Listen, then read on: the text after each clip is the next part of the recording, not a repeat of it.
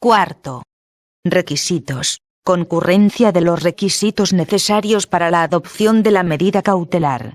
Entrando en el fondo de la cuestión debatida, debe aludirse previamente a la doctrina general reguladora de las medidas cautelares. Toda solicitud debe reunir los requisitos previstos en el artículo 728 de la LEC, consistentes en el peligro por mora procesal, apariencia de buen derecho y ofrecimiento de caución.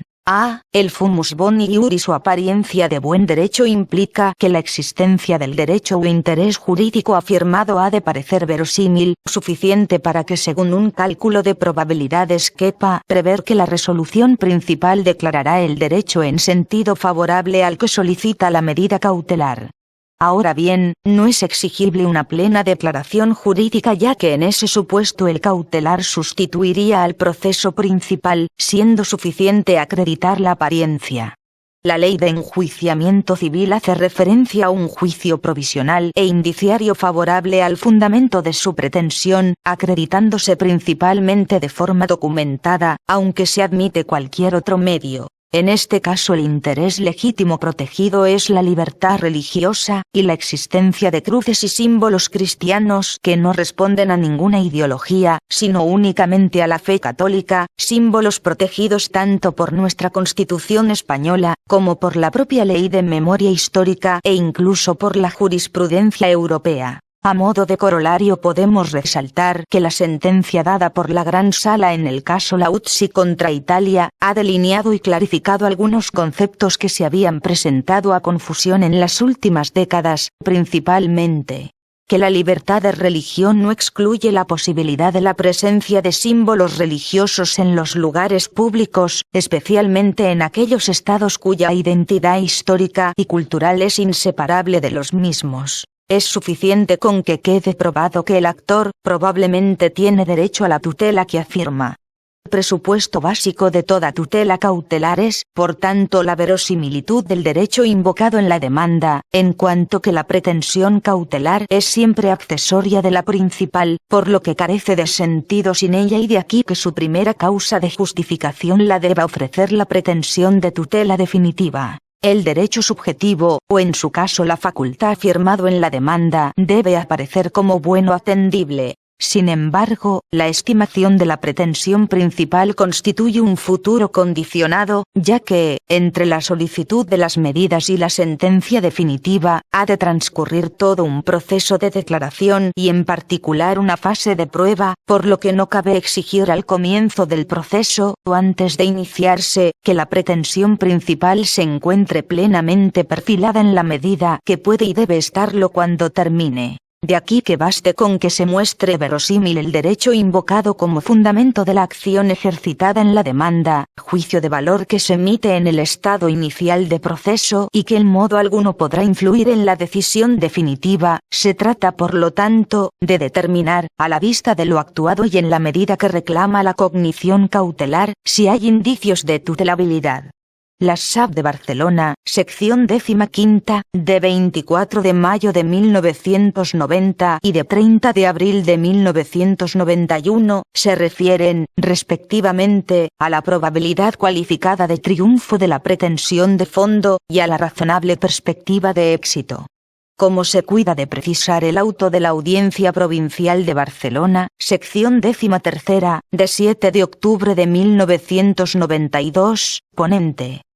Ilustrísimo señor Ferrer Mora, esta apariencia de buen derecho no puede confundirse con la razón última que permita sancionarlo, ya que la medida cautelar no ha de requerir un estudio minucioso y detallado de todos y cada uno de los elementos exigibles para decidir en último término acerca de la pretensión de la demanda, a menos de correr el riesgo de prejuzgar o anticipar el fallo.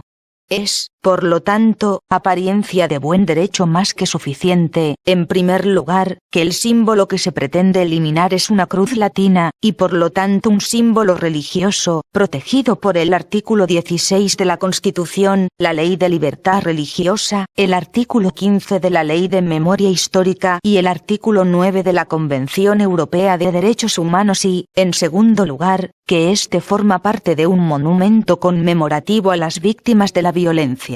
que se trata solamente de una cruz, desprovista de cualquier tipo de simbología política, por lo que su eliminación es totalmente ilegal y obedece únicamente a la obsesión por parte de algunos partidos políticos radicales de eliminar cualquier vestigio del cristianismo. B. El requisito de periculum in mora consiste en el peligro de un daño jurídico urgente y marginal derivado del retraso de la resolución definitiva.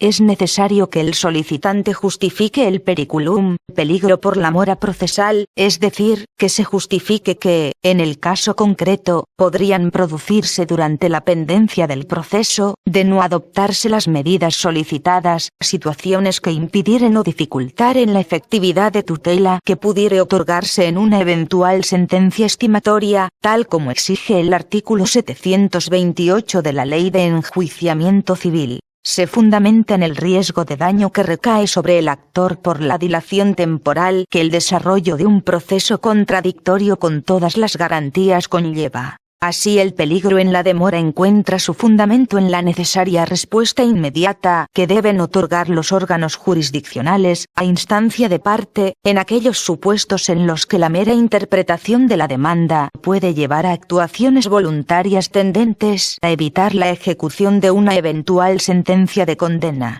En la doctrina se ha señalado que el periculum in mora vendrá configurado por una doble conceptuación: peligro de infructuosidad y peligro de tardanza, que harán que el peligro actúe como fundamento de la cautelar a la vez que como criterio delimitador de la misma. En este caso es evidente que la eliminación y destrucción de la cruz tendría consecuencias irreparables tanto para la libertad religiosa de los creyentes, como para el patrimonio. Además, se han señalado varios tipos de riesgos. Primero, riesgos que amenazarían la posibilidad práctica de la efectividad de una sentencia en sentido genérico, es decir, por colocarse el demandado en situación de no poder cumplirla. Segundo, riesgos que amenazarían la efectividad de la sentencia en el supuesto de una ejecución específica. Tercero, riesgos que amenazarían la inefectividad de la ejecución en cuanto de no adoptarse las medidas cautelares correspondientes, transcurriría el tiempo y llegado el momento de la ejecución de la sentencia que ha acogido la pretensión del actor, éste podrá encontrarse con una situación irreversible. Cuarto, riesgos que amenazan la utilidad práctica de los efectos no ejecutivos de la sentencia. Así, como dice el AAP de Madrid, sección 28, de 11 de septiembre de 2008, tales medidas garantizan la efectividad del derecho accionado, no tanto porque faciliten que en su día pueda ejecutarse el fallo de la sentencia que haya de dictarse, sino porque evitan que se prolongue en el tiempo una situación que, prima facie, se presenta como antijurídica, y que por tanto se agrave el daño que se está causando al actor, facilitando que la ejecución de la sentencia tenga el efecto tutelador de sus derechos perseguido por el demandante. En este sentido, auto de la Audiencia Provincial de Barcelona, sección 15, número 229/2005, de 30 septiembre y de esta sala, número 129/2007, de 29 de mayo.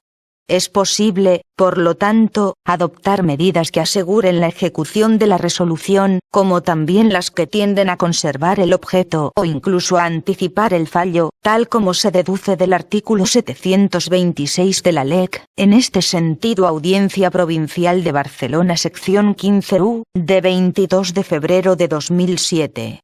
En estos supuestos el periculum in mora vendrá determinado por evitar la agravación del daño al instante derivado del mantenimiento de la conducta aparentemente infractora hasta que recaiga la sentencia.